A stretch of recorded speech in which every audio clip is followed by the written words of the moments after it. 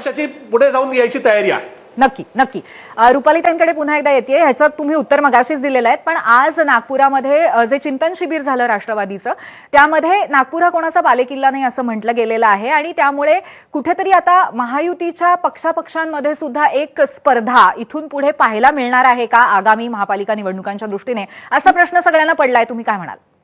नाही, मुळामध्ये पक्ष म्हणल्यानंतर प्रत्येक पक्षाला आपल्या पक्षाची बळकटी ध्येय धोरण करण्यासाठी मुभा आहेच आहे. आम्ही जरी सत्तेत असलो, जसं आम्ही आज शिबिर घेतोय तसं आमचे मित्र पक्ष भाजप घेते, शिंदे साहेब घेत आहेत, त्याच्यानंतर विरोधातील लोक सुद्धा शिबिर घेत आहेत. म्हणजे नुकतंच मला वाटतं नाशिकमध्ये पण शिबिर झालं शरदचंद्रजी पवार साहेबांचं.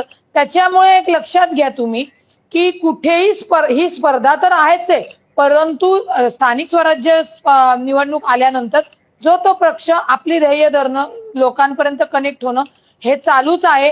याच्यामध्ये कुठलाही बेबनाव नाहीये आणि कुणी कुणाला थांबवलेलं नाहीये. सत्तेची राजकारण, सत्तेच्या चाव्यासाठी किंवा सत्तेच्या त्या राजकारणासाठी सगळे जे एकत्र आलेले आहेत, पण ती आपली विचारधारा घेऊन पक्षाचं एक स्वतंत्र अस्तित्व आहे, त्यांचा एक वेगळा हक्क आहे असं तुम्ही म्हणताय. प्रशांतजी, याच अनुषंगाने तुम्हाला एक असा प्रश्न विचारायचा आहे की आज राष्ट्रवादीच्या वतीने असं म्हटलं गेलं की नागपूर हा कोणाचा बालेकिल्ला नाही आहे आणि त्याचबरोबर नवी मुंबईमध्ये ज्या पद्धतीने गणेश नाईक आणि शिंदे यांच्यामध्ये एका पद्धतीची प्रतिस्पर्धा म्हणजे स्पर्धा चाललेली आहे, गणेश नाईक यांच्या विरोधामध्ये जनहित याचिका दाखल करण्यात आलेली ही घटना घडली आहे. या दोन घटनेच्या अनुषंगाने तुम्हाला काय वाटतं, महायुतीमध्ये सगळं अलबेल आहे का?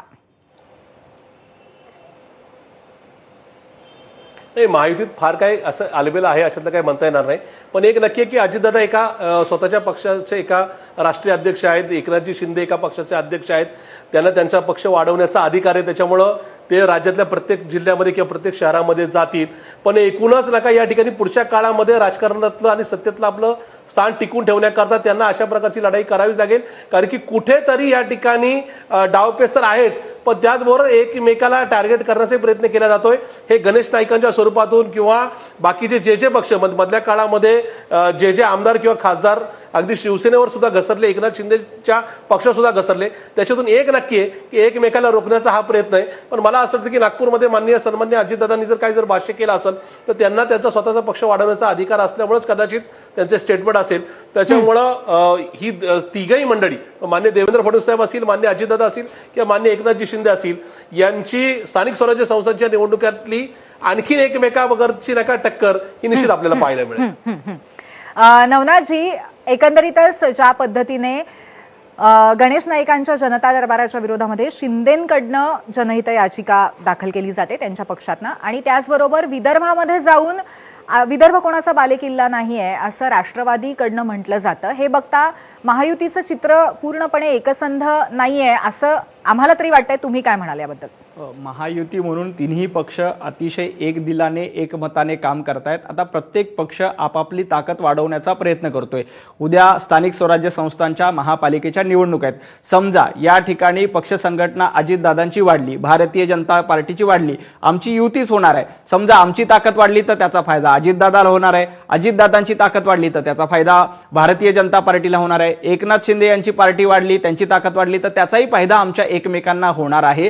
गेल्या काही दिवसापासून सातत्यानं महायुतीचे तिन्ही नेते अतिशय समन्वयाने एकमेकांना सोबत घेऊन एक दिलानं काम करतायत. राहिला प्रश्न महाविकास आघाडीचा. महाविकास आघाडीची एकही बैठक मागच्या विधानसभा निवडणूक हारल्यानंतर झाली नाही. महाविकास आघाडीच्या ठिकऱ्या महाराष्ट्रामध्ये उडालेल्या आहेत. तिन्ही लोकांचे तिन्ही दिशेला तोंड आपण बघायला मिळतोय. आता अजितदादांनी समजा विदर्भामध्ये ताकद वाढवली तर त्याचा निश्चितपणे भारतीय जनता पार्टीला फायदा होईल. आमची कोकणामध्ये ताकद आहे, आमच्या पक्षाचा फायदा एकनाथ शिंदेला होईल. त्यामुळं प्रशांत जगताप यांनी महाविकास आघाडीची चिंता करावी. ज्या पद्धतीनं महाविकास आघाडीचा कारभार सुरू आहे ते बघता महाविकास आघाडीच्या लोकांची युती म्हणजे राज ठाकरे आल्यानंतर प्रशांत जगताप हे त्यांच्यासोबत जाणार आहेत का हे बघावं. काँग्रेसची काय अवस्था आहे हे बघावं. महायुतीबद्दल किमान राष्ट्रवादी शरद पवार गटांनी बोलू नये. आपली काय भूमिका आहे, आपली काय महाविकास आघाडीच्या ठिकऱ्या उडाल्यात, तीन तिघाडा तुमच्या माहितीसाठी सांगते की प्रफुल्ल पटेल म्हणालेले आहेत की जिथे शक्य आहे तिथेच आपण युतीमध्ये लढणार आहोत आणि जिथे शक्य तिथेच आपण